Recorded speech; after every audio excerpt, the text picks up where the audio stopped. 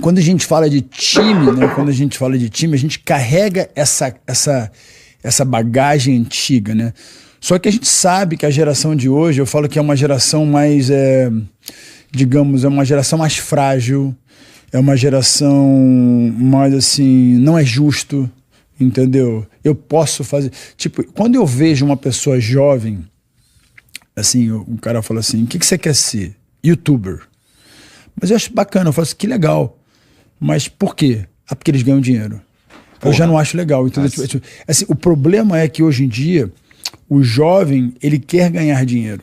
E na época que a gente fazia uma coisa, não era pelo dinheiro, era pela paixão. Até porque naquela época, por exemplo, eu podia ter jogado tênis, eu podia ter jogado futebol. Eu escolhi luta. Alguma coisa me atraiu ali na luta. Era o medo, era a insegurança, era coisa, era empreender, era uma coisa nova. Eu acho que isso vai dar certo. Era aquela coisa, será que vai dar certo? Eu saí com 16 anos de idade, convencer o Carson Gracie para ir para os Estados Unidos. Falar, a gente vai fazer isso, a gente vai fazer isso. E todo mundo falou assim, você tá louco? Você tá escutando um menino de 16 anos de idade? Porra, me conta essa história aí, como é que tu foi parar na luta, no sentido de conversar com esses caras e convencê-los, um garoto novo pra caralho, que nem tu tava. Com 13 anos de idade, 14 anos de idade, eu treinava numa academia, chama-se Nova Geração, era o Rodrigo Medeiros e o Toco, que são professores, pessoas que são meus amigos até hoje, excelentes professores de jiu-jitsu. 1980. Mas era muito. Tinha isso aí. Então você imagina. Eu comecei... Não. Tu nasceu em 77. Eu sou ruim de matemática. Mas tu nasceu em 77. Então tá, então 90. Tá. Eu tinha 5 anos. Com 14 anos de idade, eu comecei a fazer jiu-jitsu e eu adorei o jiu-jitsu. Só que quando eu comecei a fazer jiu-jitsu, eu vi que tinha na época o Vale Tudo. O Vale Tudo era aquela época, era qual a arte marcial? Por que nasceu? Nós somos, né, o brasileiro. A família Gracie, que é o Rorion Gracie, que criou o UFC junto com o Art Dave, que era o cara. Então, a ideia do UFC era mostrar qual arte marcial era mais, digamos... completa no 1 a 1, no mano a mano. Sabe? Lembra quando você estava na escola? Vamos fazer um mano a mano. Depois era como é que é o mano a mano? É o futebol, como se tivesse... Imagina futebol, 1 contra 1, 2 gols, vamos ver quem é o melhor, que joga melhor. Hoje, né? Os né? caras chamam de X1. Isso aí. Então, nasceu o esporte por esse intuito. E, cara, eu tive o privilégio deles falar assim, Vitor, eu falei assim, cara, eu tinha visão, eu falei assim, jiu-jitsu é legal, mas não tem futuro. Não é isso que eu quero, porque tinha aquela coisa de briga, rixa, não podia treinar com... Era um bando de madame, sabe? Eu vim do futebol, eu nasci, meu pai era jogador de vôlei, meu pai jogou na seleção, meu pai, esporte para ele era network, você conhecia, você fazia amizade, você competia, eu competia contra você, e depois a gente ficava amigo. Na luta, não, você não podia ser amigo, era inimigo, era aquela coisa de rixa, né? Luta livre contra jiu-jitsu, eu achava aquilo um absurdo. Então eu vim com uma cabeça muito empreendedora, muito no esporte. Eu tinha um histórico muito grande do meu pai ter se jogado na seleção brasileira, mundial. Meu pai fez parte da geração do voleibol, né? Fez esse esporte que hoje em dia o voleibol brasileiro é referência mundial, né? Como se fosse futebol. E aí, inclusive minha filha, Fé, depois a gente fala sobre ela. Salve pra Vitória aí, parabéns pelo que tá acontecendo na tua vida aí. E assim... Naquele momento, o Carson Gracie me viu treinar. Aí ele falou assim, Vitor, eu falei, eu quero fazer Vale Tudo. Então, com 14 anos, eu já sabia que eu queria. Mas o Carson já era... Caralho, cara. O Carson olhou pra mim e falou assim, esse menino... Ele olhou e começou a me abraçar como se fosse um filho. Então, eu e ele tinha uma geração... A gente começou a criar uma relação, tipo, pai e filho. Porque o treinador é isso, né? Ele se torna um pai. E o meu pai e minha mãe sempre me incentivaram, né? Só que eu comecei a fazer boxe. Ao mesmo tempo, eu falei, cara, se você... Eu percebi o Vale Tudo, os caras ficavam... Lembra dos caras fazendo assim? Eu falei assim, cara... E meus amigos, onde eu morava, né, na Selva de Pedra, eles falaram assim, meu irmão, a luta começa de longe. Os caras faziam boxe. Eu falei, Vitor, não adianta tu só fazer jiu-jitsu. Então eu já tive a visão, os meus... Eu comecei a fazer boxe. Aí um dia o Cássio me levou lá para treinar e me botou, na época, era taparia. Como é que fazia o lance? Era todo mundo de mão aberta, você treinava, não era com luva, você treinava a taparia, você acabava o treino, tirava o kimono e fazia a taparia, né? Os caras saíam igual o camarão, né? Todo mundo tudo vermelho. Tudo vermelho. Aí, tapão na cara. Aí um dia ele me levou lá para fazer, eu fiz muito bem, era novo, peguei os adultos e... Arrebentou. E os caras não conseguiam botar pra baixo. Falou, cara, ele viu e falou assim... E eu me lembro que o Cássio me pegou e começou, né, me treinar e tal. A gente começava a ir ali, eu treinando, só tinha fera. Tomava amasso todo dia. E eu queria, tipo, rosado. Tinha uns caras que me treinavam, me amassavam, e eu queria mais. Eu aprendi, eu fui aprendendo, eu queria aprender. Quanto mais eu apanhava, mais eu queria aprender. No boxe, lembro que eu subia lá o Cantagalo para fazer aula, Tortinho, o Cláudio Coelho, o pessoal me ensinando, né? E eu aprendendo, e eu queria mais, eu queria diversificar, eu queria aprender com esse, eu queria aprender com aquilo. Então, assim, eu imaginava em estilos, né? Cada um tem um estilo para aprender. Aí eu fui aprendendo. Então, assim, eu e o Cássio, a gente criou esse relacionamento. Fiz uma viagem pro Havaí com a minha mãe e a minha irmã. Lá eu conheci... Eu estava numa academia do Helson Gracie e tinha um cara lá de um japonês treinando, mas não tinha ninguém para treinar com os caras. Aí eu fui treinar, me sobressaí, tiraram foto, saiu nas revistas japonesas. Aí os caras perguntaram quem é o seu treinador, né? Eu falei, é o Carson Gracie. Mesmo estando na academia do Helson, mas eu sempre... O Rickson me recebeu na casa dele e eu achava... Só que eu não podia falar pro pessoal do Carson que eu tava lá, porque era uma coisa de creonte, inimigo. E o Rickson me recebeu com a família dele, pô... Botou pra dormir na garagem, eu treinou com ele. Era um sonho da minha vida, eu treinando ali com o Rickson, aprendendo. E eu ficava pensando, por que as pessoas não são amigas? Por que essa família é dividida? E eu falava, Cássio, por que você é inimigo dos seus...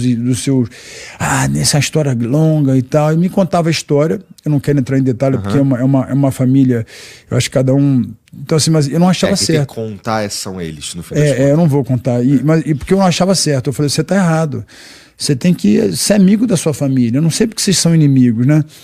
Naquela época, aquela coisa, e o Cássio tinha aquela coisa, eu não concordava, eu adoro o Renzo Gracie, eu adorava as pessoas, eu queria ser amigo das pessoas, só que tinha essa coisa de ser inimigo, de não gostar, de competir. E como eu vim do outro esporte, né, do tênis, do futebol, né, eu tinha outras... eu já tinha essa visão de entretenimento, quanto mais nós somos amigos, mais crescemos, né?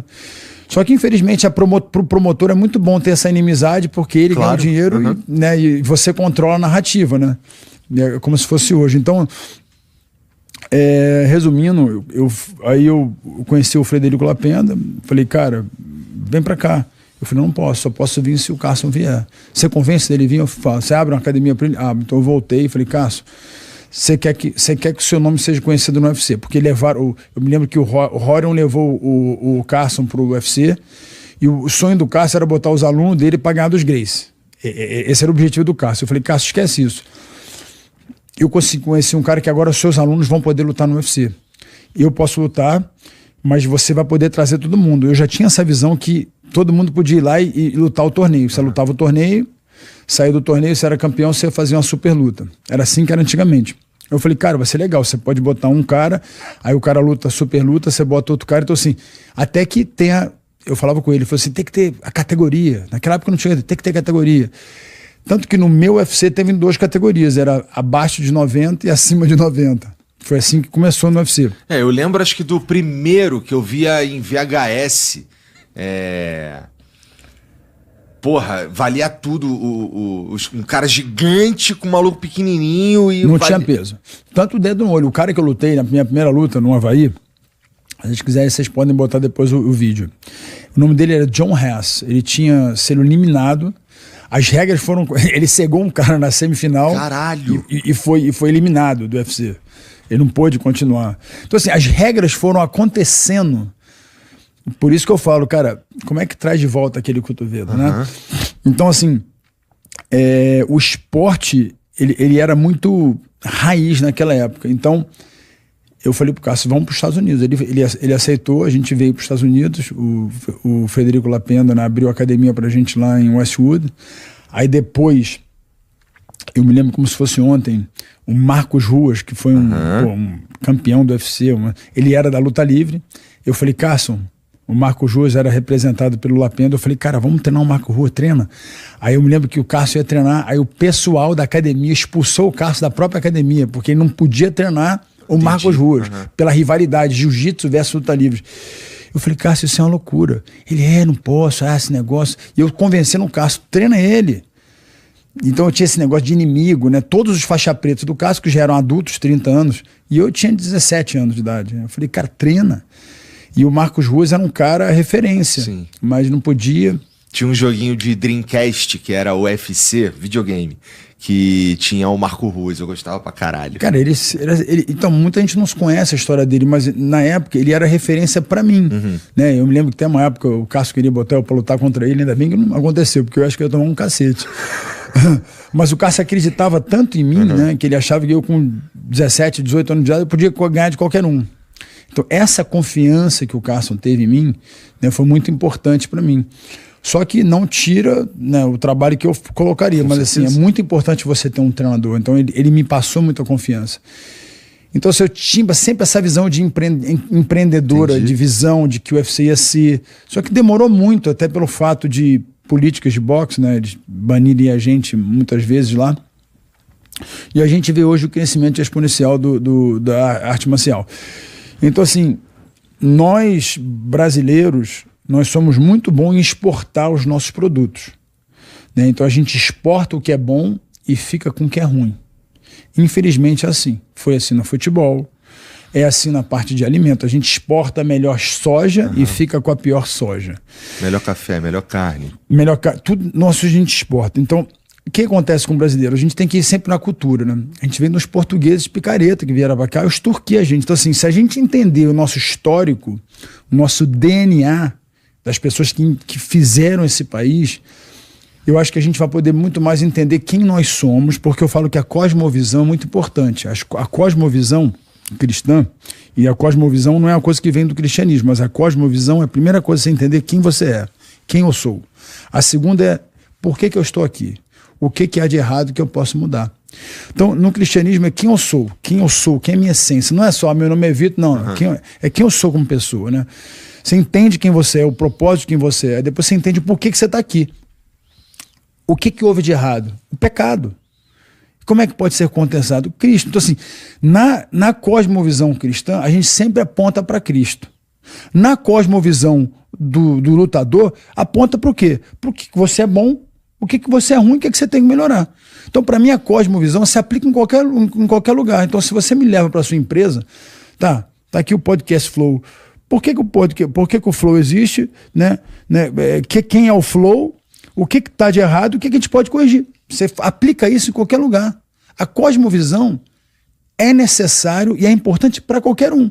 Só que, para mim, aplica-se, né? No meu caso, eu sou cristão, eu aplico para a minha fé.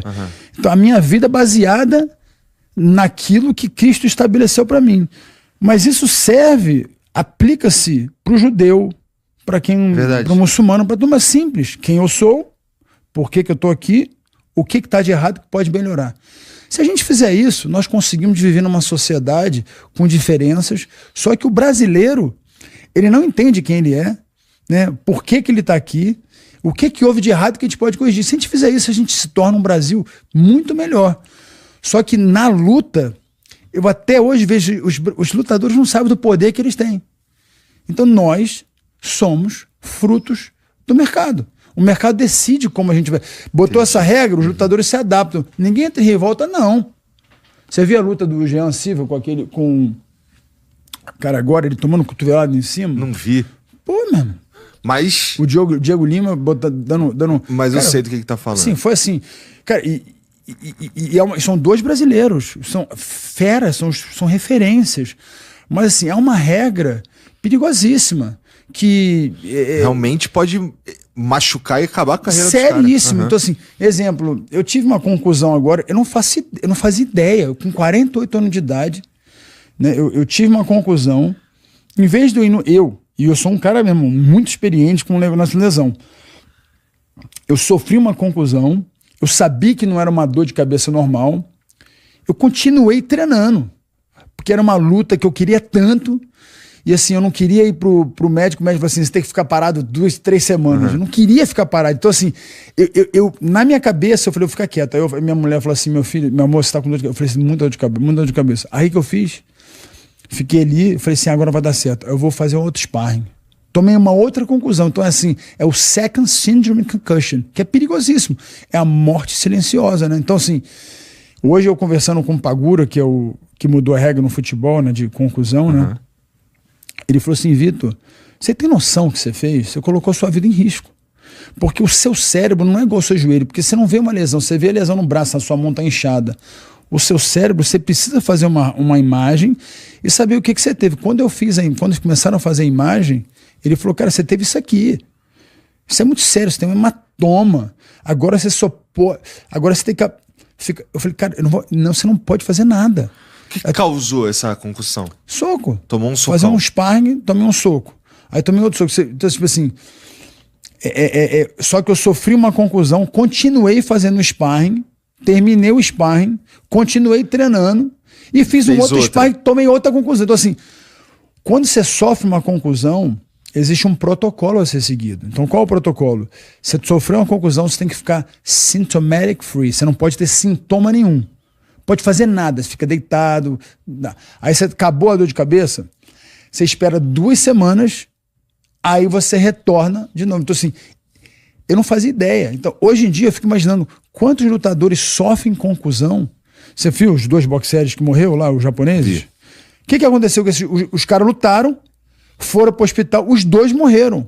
Por que eles morreram? Não por causa da luta. Porque no treino eles sofreram concussão e na luta eles tomaram muito golpe.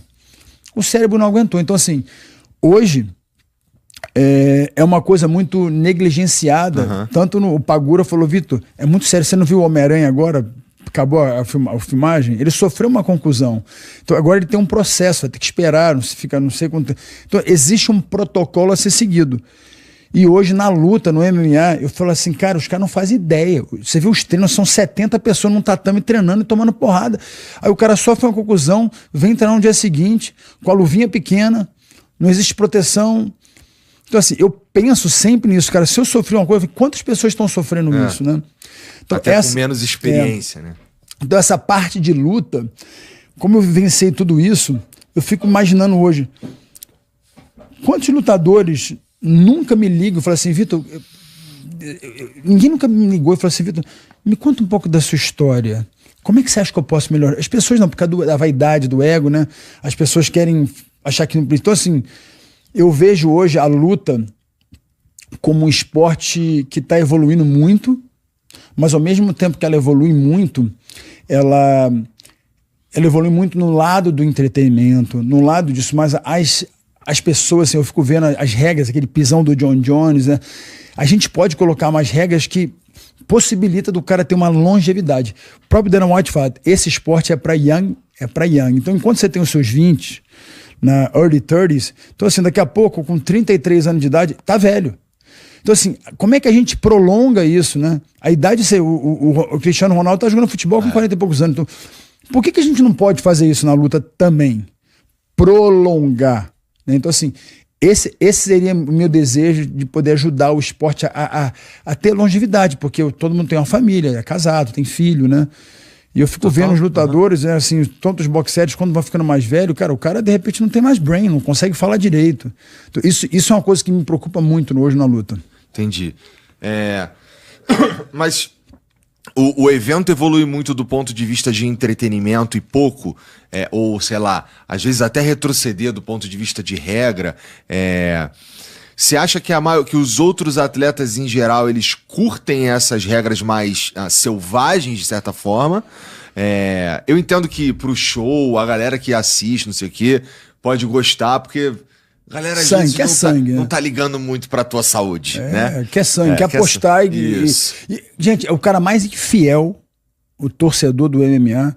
Eu já presenciei o cara torcendo pra um cara, aí o cara começa a apanhar, ele começa a torcer pro outro cara. Ele começa a torcer. Minha filha ligando, a Vitória. Tá. Liga, acende aí, pô. A gente tá gravando, a gente pode esperar um pouquinho. Não vai, então dá-lhe. Que as regras, na realidade, elas deveriam proteger, ser mais... pensar mais no futuro, porque no futebol, em todos os esportes, você precisa dos dois, né? O torcedor, foi o que ele falou, o cara vibrando. O torcedor agora não é igual um flamenguista. Tudo bem, o Flamengo o cara não vai deixar de ser Flamengo para virar botafoguense, né? No MMA, ainda é um esporte de 30 anos, cara. Você para imaginar, não é um esporte que tem um histórico de, sei lá, seus 100 anos, né? Não. O MMA não tem nem 30 anos. É verdade. Você entendeu? Então, assim, estamos no início. Então, agora muitas coisas vão mudar. Então, assim, como eu sou visionário, eu posso. É como se fosse um profeta, tá? É como se eu estivesse vendo o futuro. Mas eu não estou vendo um futuro que Deus me mostrou. Eu estou vendo um futuro porque eu sei, eu vivenciei, eu sou um cara com visão. Igual você ter visão do. Como é que você. Eu vi lá o Joe Rogan, porque se eu fizer isso aqui vai ser legal. E todo mundo hoje tem, mas você hoje em dia é um líder de mercado, então você está se renovando. Você não deixa de se renovar. E o grande lance hoje, eu gostaria muito de ajudar o esporte, é como é que a gente pode ensinar o seguinte, eu nunca pensei em me aposentar. Na verdade eu não me aposento, nunca vou me aposentar. Por quê? Aposentar não existe. Você está sempre fazendo alguma coisa. Você quer matar alguém? Manda ele ficar em casa. Manda a pessoa ficar em casa. Você vê, a pandemia matou muita gente, não por causa do coronavírus, porque as pessoas ficavam em casa.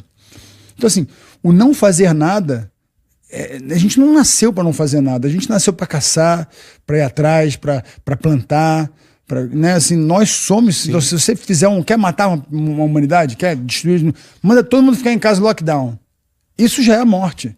Então, assim, para mim, é muito nítido de entender como é que a gente pode melhorar qualquer coisa. A gente pega as pessoas que andaram o caminho e fala assim, como é que a gente pode melhorar esse caminho? É simples.